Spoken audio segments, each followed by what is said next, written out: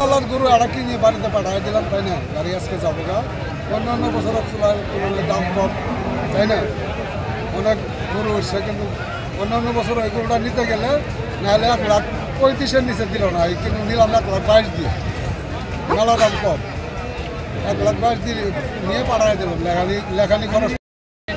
আপনার বাজার খুবই কম গরু সাইজ, আসলে মাঝারি সাইজের গরু পালছি, তারপরে ক্রেতার সংকট। বড় গরুগুলো তো বেহাল অবস্থা, বড়গুলো তাও ঢাকা টানতেছে। এখন বর্তমানে মানে ছোট গরু আরও দাম কম, তুলনামূলক হারে অনেক দাম কম। আমরা খামারিরা মাথায় হাত এবার আসলে।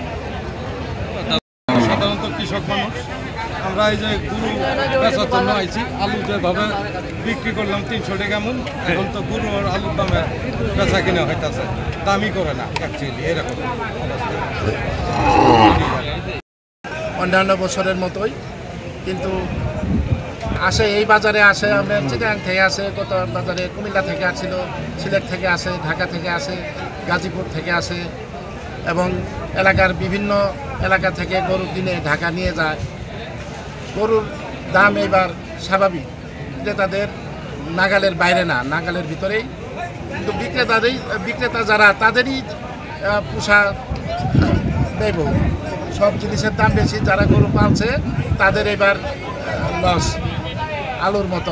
আলুতেও লস গেছে, গরুতেও লস। গরু এবার আলু হয়েছে আলুর মতো। দূরের ব্যাপারীদের জন্য যদি ওরা গরু কিনে গাড়ি করে দেওয়া, গাড়িতে উঠায় দেওয়া পর্যন্ত আমরা নিরাপত্তা দিয়ে গাড়িতে উঠায় দিয়ে ওরা চলে যায়, ওই পর্যন্ত আমরা তাদেরকে সহায়তা করি। আর আমাদের বাজারে কোনো জাল টাকা বা চোরা কারবারি, কোনো 2 নাম্বার লোক আমাদের চোখে ধরা পড়ে নাই। আমি এখানে 25 বছর যাবত ইজারদারি করি, কিন্তু আমাদের ওইরকম জাল টাকা বা চোরা কারবারি কোনো বড় ধরনের অকারেন্স এখানে ঘটে নাই।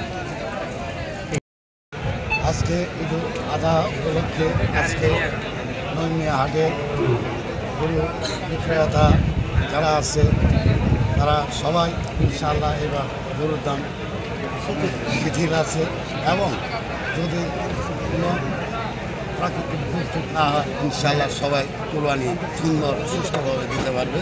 এবং আমি ইজারাদারদের অনুরোধ করব তারা যাতে এই শৃঙ্খলা বজায় রাখে এবং গরুর বেচা কিনা সম্বন্ধে টাকা সঠিকভাবে নেয়, এটাই আমি আশা করি। তাদেরকে স্পেশাল সতর্ক করেছি, হ্যাঁ, পূর্বেও আমরা বলেছি, এবং জাল টাকার বিষয়ে তারা যেন কোনোভাবে প্রতারণার শিকার না হয়। জাল টাকা কোনো রকম সন্দেহ হলেই আমরা এই গরু বাজারের ভিতরেই আমাদের একটা সহায়তা কেন্দ্র করেছি বক্সিং থানার পক্ষ থেকে। ইনশাল্লাহ আমরা এরকম খবর পেলে আমাদের পুলিশ সাদা পোশাকেও এখানে আছে, তারা ঘুরতেছে।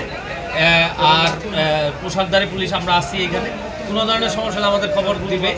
আর আমরা নিজেরাও তথ্য সংগ্রহ করতেছি, যে কোনো পরিস্থিতিতেই আমরা কোনো ধরনের অপরাধ সংগঠিত হতে দেব না। ধন্যবাদ। ঈদুল আজহা উপলক্ষে আমরা ইতিমধ্যে গরু ইজারাদারদের নিয়ে পুলিশ সুপার কার্যালয়ে আমরা তাদেরকে সমস্যা সব শোনা হয়েছে, এবং সেটার আলোকে আমরা এখানে বক্সিগঞ্জে নৈমিয়ার হাট একটা ঐতিহ্যবাহী বাজার, এখানে বড় বাজার বসে। আমরা সেখানে আমাদের বাংলাদেশ পুলিশের পক্ষ থেকে বক্সিগঞ্জ থানা ইউনিটে আমরা এখানে একটা সহায়তা কেন্দ্র স্থাপন করেছি।